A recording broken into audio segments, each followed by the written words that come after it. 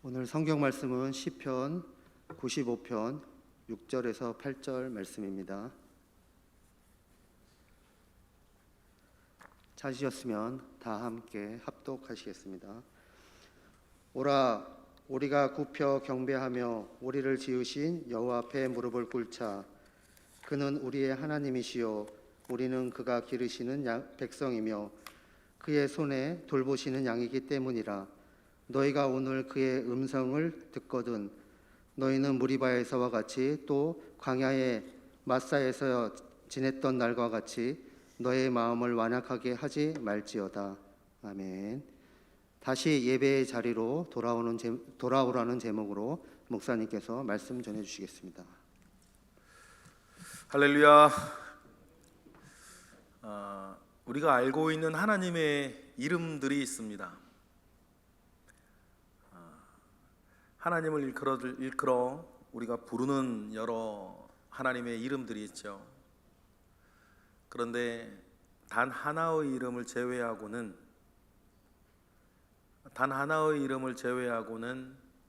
하나님 스스로 알려주신 이름이 아니고 사람이 붙인 이름들입니다.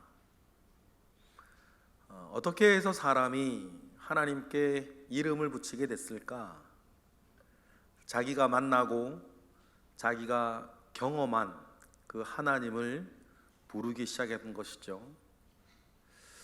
하나님께서 직접 알려주신 자신의 이름은 모세가 물었을 때에 나는 스스로 있는 자니라 라고 하는 그 이름 외에는 다 사람이 경험한 것입니다. 아브라함이 모리아 산에서 모든 것을 미리 예비하시고 준비해 놓으신 하나님을 경험합니다. 그리고 하나님을 부르기 시작합니다. 여호와 이레라 하였습니다. 모세가 이길 수 없는 전쟁인데 우리를 이기게 하신 그 하나님을 바라보면서 경험하면서 여호와 니시라 하였습니다. 하나님께서 여기까지 우리를 도우셨다. 사무엘은 그런 하나님을 경험하였습니다. 그러면 여러분, 우리가 내가 지금 경험하고 있는, 내가 지금 경험하여야 하는 우리의 하나님이 계신 것입니다. 지금 우리를 부담스럽게 하는 여러 상황들이 우리 주변에도 있습니다. 감염병 이 사태가 3년을 가까이 지속되고 있습니다. 그동안 하나님께서 우리를 많이 지켜주셨습니다. 그리고 우리가 감당할 수 있을 즈음이 되었을 때에 또 많은 이들이 또 감염이 되어지고 있습니다. 지난 며칠여간에도 우리 교우들 가운데서도 또 새롭게 또 확진이 되어서 격리 중인 분도 계십니다. 그분들 또 하나님께서 능히 감당하게 하실 줄 믿습니다. 여러분들 중에서도 뭐 경험하신 분들이 또 여럿 계시지만 좀 덜 아프면 또 뭐 일주일 할만합니다, 그죠? 그런데 간혹 많이 아프신 분도 계십니다. 저 같은 경우도 다른 건 괜찮았는데 목이 굉장히 아팠던 기억이 있습니다. 한 3, 4일 정도는 아침에 일어나서 처음 이렇게 침을 삼킬 때 좀 겁이 날 정도로 목이 아팠던 기억이 있습니다. 그러나 분명한 것은 하나님께서 감당하게 하셨다는 거죠. 분명한 것은 뭐냐면 하나님께서는 말씀에 나와 있는 것처럼 우리가 감당하지 못할 시험은 주시는 일이 없다. 그리고 그 즈음에도 피할 길을 내사 우리로 하여금 능히 감당하게 하신다는 사실입니다.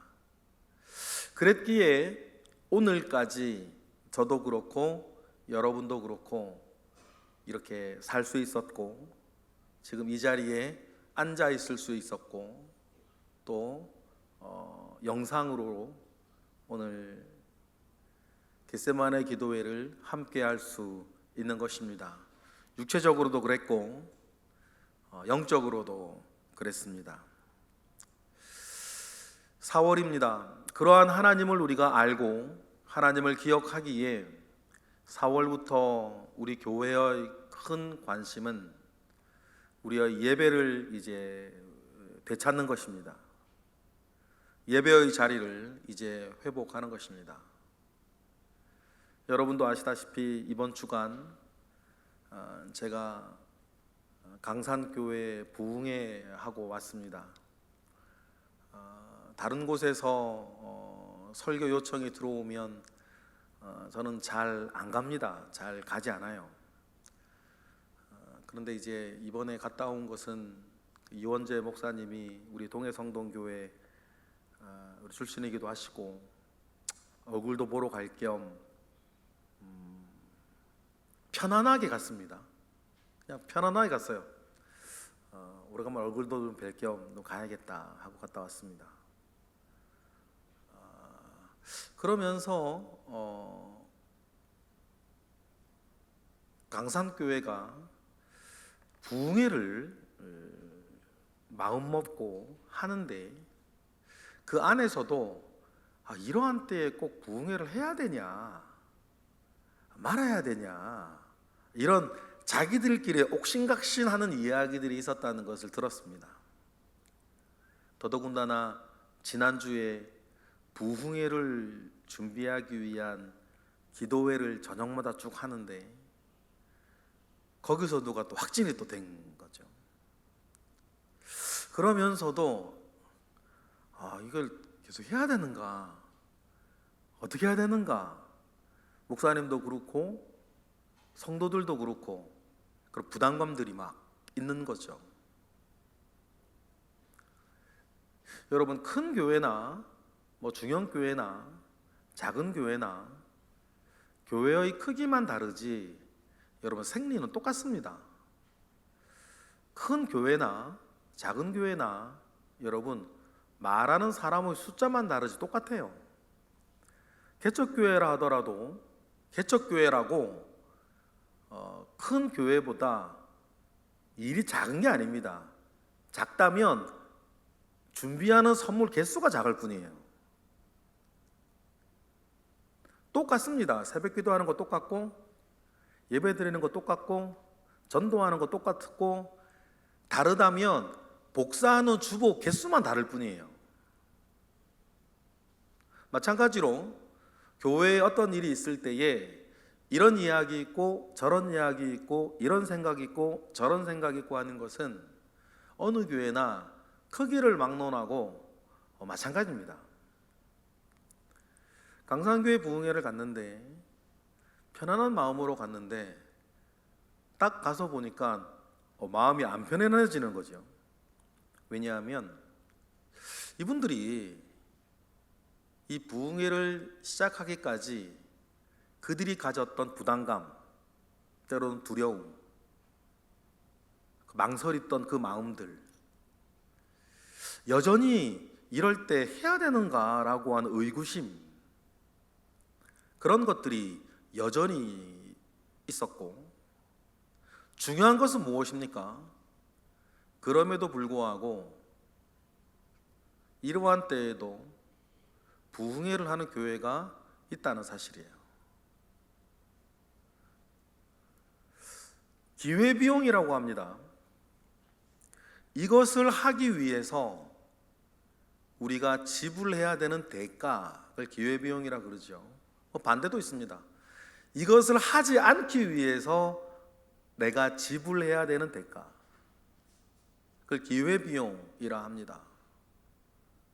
그런데 이러한 때에 우리 모두가 알고 있고 이러한 때에 그들도 똑같은 어떤 삶을 살고 있으나 그 모든 것을 기회비용으로 지불하고 부흥회를 하는 교회도 있다.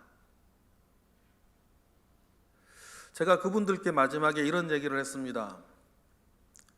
교회가 작지 여러분의 믿음이 작나? 교회가 작지 주를 향한 여러분의 사랑이 작나? 교회가 작지 주를 향한 여러분의 삶이 작냐?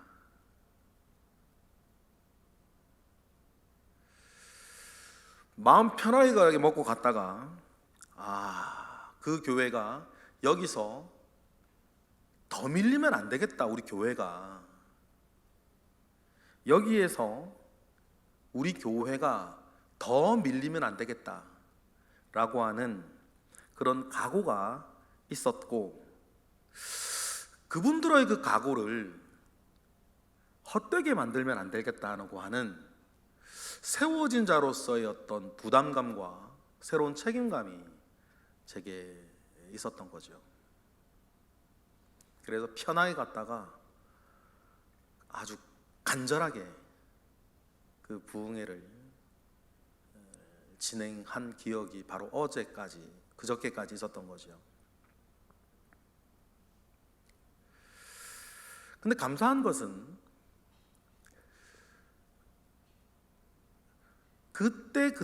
그때마다 가장 적절한 말씀과 가장 적절한 은혜들을 하나님께서 그 교회에 주시기 시작하는 거예요. 부흥회를 가기 전에는 어떤 말씀 어떻게 전해야겠다 다 이렇게 다 준비를 하고 가는데, 예배 집회 한번 마치고 그 다음 집회 때 그 몇 시간 어간에 하나님께서 말씀들을 완전히 새로 바꾸시기 시작하는 거죠. 그러면 인도하는 입장에서는 굉장히 좀 곤란해집니다. 그럼에도 불구하고 하나님께서 모든 것들을 그 직전에 새롭게 하시는 거죠.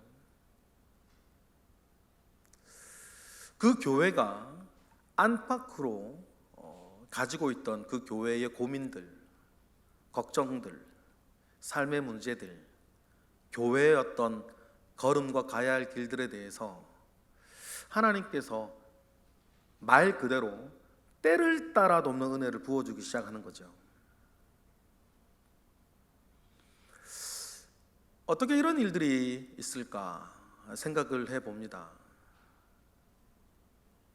한 가지 분명한 것은 하나님께서 우리와 동일한 때를 살고 있는 그들이 하나님을 향한 은혜를 사모하고 그 일들 가운데에 자기 자신을 이렇게 툭 내어놓았을 때에 하나님께서 그들에게 주시는 은혜가 따로 있다는 사실, 더욱 특별한 은혜들이 있다는 사실들을 보면서 경험하고 왔습니다.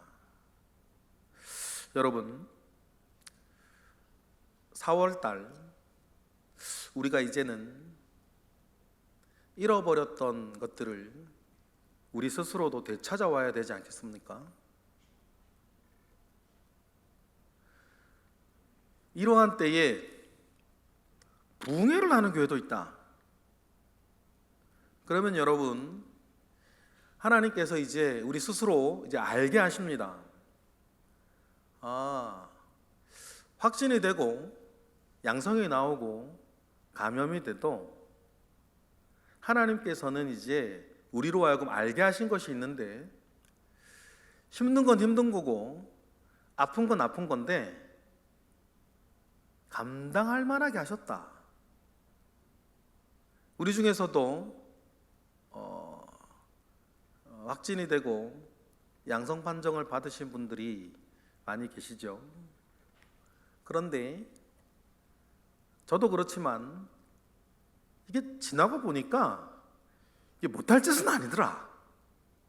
물론 아침에 일어나서 맨 처음에 침 넘기는 게 조금 두려울 정도로 아프긴 했습니다. 저도. 그런데요, 할만하더라.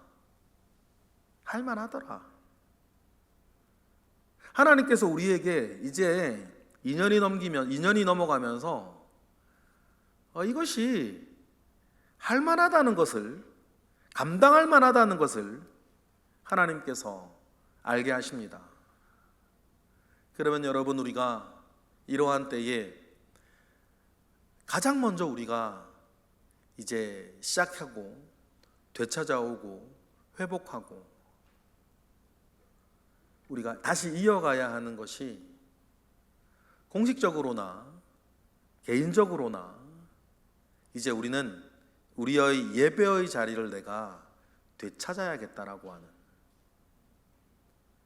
코로나 전이 아니라 여러분 개인적으로도 내가 하나님 아버지 앞에 가장 뜨거웠을 때, 내가 하나님을 가장 사랑할 때,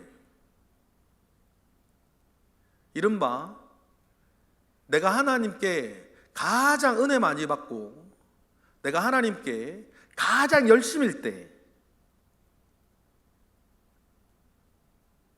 여러분이 하셨던 모든 것들을 여러분 되찾으시기를 바랍니다. 비단 코로나 직전이 아니라 여러분 생각을 한번 해보시겠어요? 이걸 도끼머리 원칙이라 부른다, 예전에 말씀드린 기억이 있습니다. 무엇인가 회복하고 싶고 무엇인가 되찾고 싶을 때에 하나님께서 엘리야를 통해서 말씀하시는 것이 뭐냐면 처음으로 돌아가라는 거죠. 내가 하나님을 가장 사랑할 때, 내가 가장 큰 은혜를 경험하고 있을 때, 그때 나는 하나님 앞에서 무엇을 어떻게 하고 있었는가?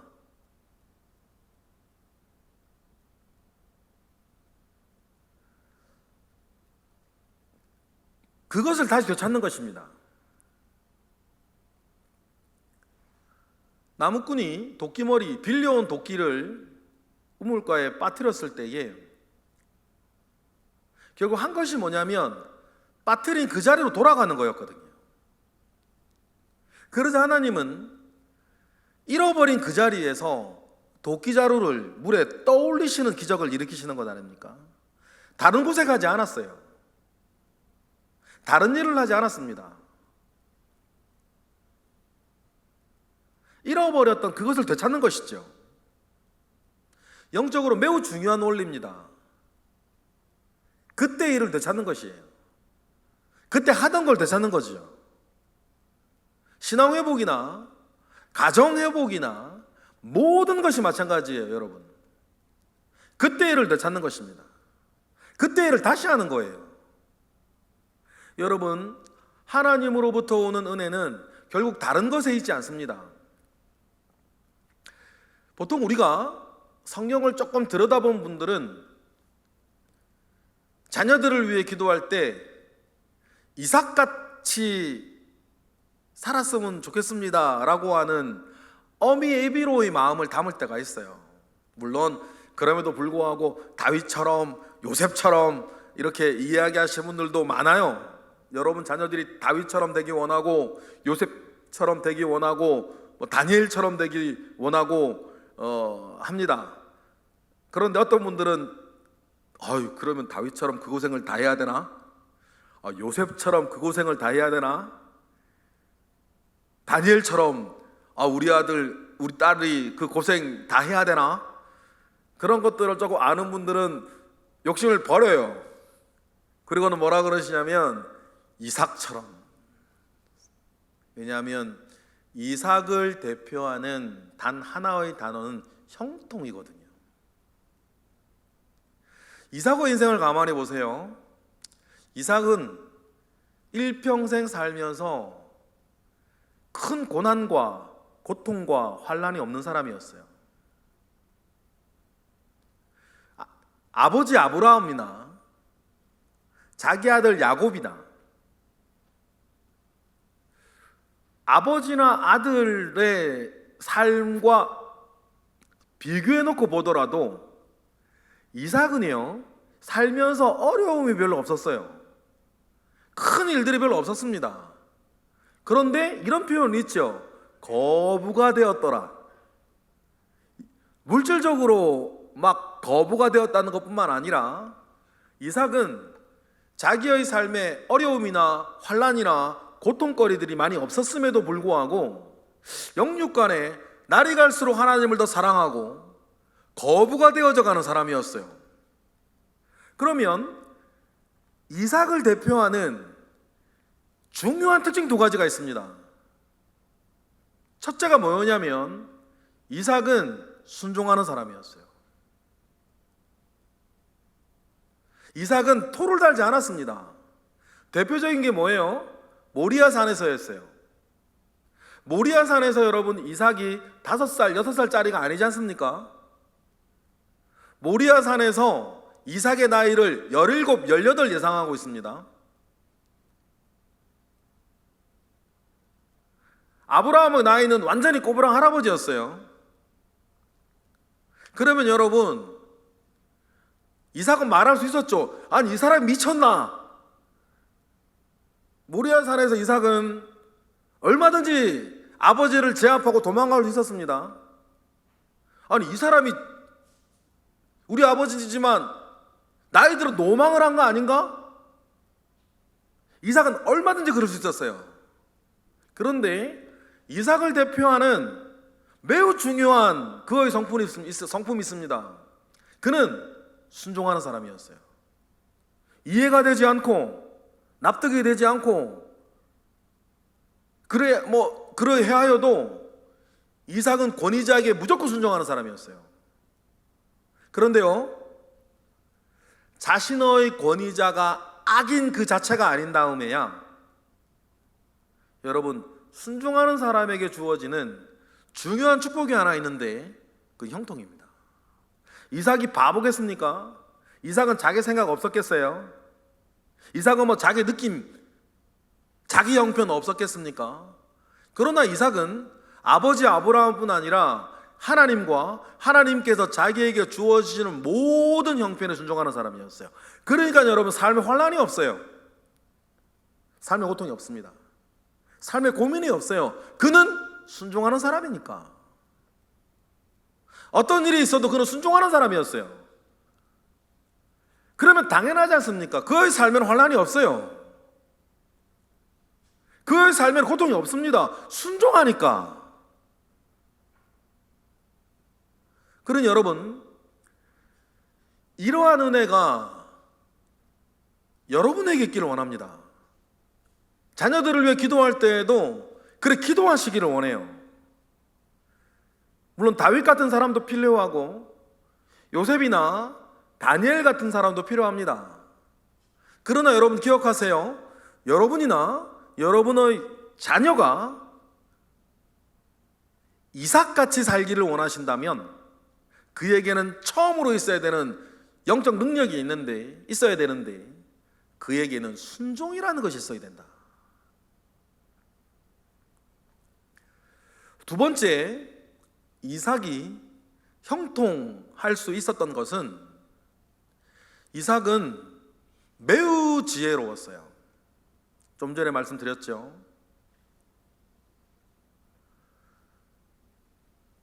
회복하고 되찾기 위해서 내가 주를 향한 뜨거운 사랑을 되찾기를 원한다 라고 여러분 마음 먹으신다면 내가 가장 주님을 뜨겁게 사랑할 때 여러분이 했던 걸 다시 하시는 거예요. 여러분 다른 은혜는 없는 것입니다. 다른 것은 없어요. 여러분이 가장 주님을 사랑할 때 했던 것이 뭐죠? 그때 여러분 무엇을 어떻게 하셨습니까? 그 일을 다시 시작하는 거예요. 내 믿음이 가장 컸을 때 그때 나는 무엇을 어떻게 하고 있었지? 여러분 그것을 하시는 거예요. 다른 길은 없어요. 이삭을 보면요 성경에 반복해서 나오는 말이 있습니다. 이삭이라고 살면서 아무 일도 없었겠어요? 이삭은 우물을 참 많이 뺏겼죠. 이삭을 시기하였던 블레셋 사람들과 그 땅의 사람들 때문에 이삭은 우물을 참 많이 뺏겼어요. 그런데요, 누가 우물 뺏으러 오면 이삭은 싸우지 않았죠. 죽어가요. 죽어갔습니다. 뭐 싸울 필요 없어요. 왜냐하면 이삭은 알았거든요. 뭘 알았냐면 아버지 아브라함이 팠던 우물이 어디 있는지 이삭은 알았어요. 그래서 이삭은 별다르게 새롭게 뭘 다시 시작하지 않았습니다. 아버지가 했던 것 다시 시작했어요. 아비멜렉이 우물을 뺏으러 오면 그냥 뺏겨요. 그리고는 아브라함이 다녔던 길을, 자기 아버지 아브라함이 갔던 길을 따라가요. 그리고 여기였던가? 여기였었나? 아버지가 팠던 그 곳을 다시 봐보는 거예요. 그러면요, 영락없이 그곳엔 물이 터져 나왔어요. 아브라함은 우물 파기의 도사였거든요. 일평생 돌아다니면서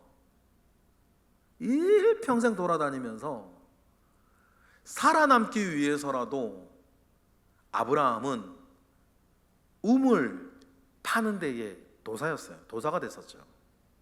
그러면 여러분, 이삭이 왜 형통했을까? 새로운 곳에서 새로운 고생을 하지 않았어요. 아버지의 길을 따라갔습니다. 아버지가 했던 일을 했어요. 아버지가 팠던 놈을 다시 팠습니다. 그러면 여러분, 거기서는 우물이 나왔고, 영락없이 우물이 나왔고, 이삭은 형통할 수 있었어요. 이삭의 비결을 몰랐던 아비멜렉이 나중에는 어떻게 해요? 우물을 그렇게 뺏어가던 아비멜렉이 말이에요, 이삭을 보면서 두려움을 느끼기 시작하는 거예요.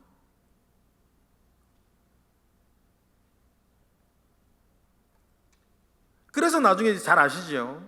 군대 장관까지 대동하고 와가지고는 이삭하고 조약을 맺자고 하지 않습니까? 내가 보니 너는 하나님이 함께하는 자다. 어떻게 파면 우물이 나오고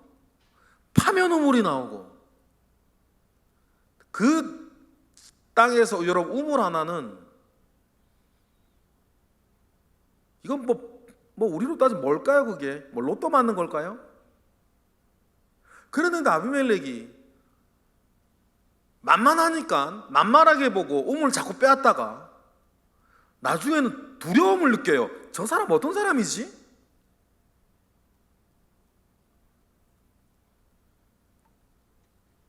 그래서 하나님이 함께 하시는 사람 이삭과 조약을 맺자고 찾아올 정도 아니었습니까? 이삭이 그렇게 되어진 것은 과거에 예전에 했던 일들 다시 하는 것이었어요. 그러면 우리가 무엇인가를 새롭게 바라보고 은혜를 구하고 나를 되찾고 그럼 다른 것에 새로운 것이 있는 것이 아니라 내가 가장 하나님 사랑하고 하나님 뜨겁게 믿을 때에 여러분이 하셨던 것을 다시 하시는 것이에요. 그러면 여러분, 우리가 4월 그 모든 어떤 것 중에서라도 다시 우리는 나의 예배 시간을 되찾고 나의 예배의 자리를 되찾고 예배의 자리에 앉아서 하였던 모든 것들을 여러분 다시 시작하고 다시 일으키고 다시 회복하는 것이 4월 한 달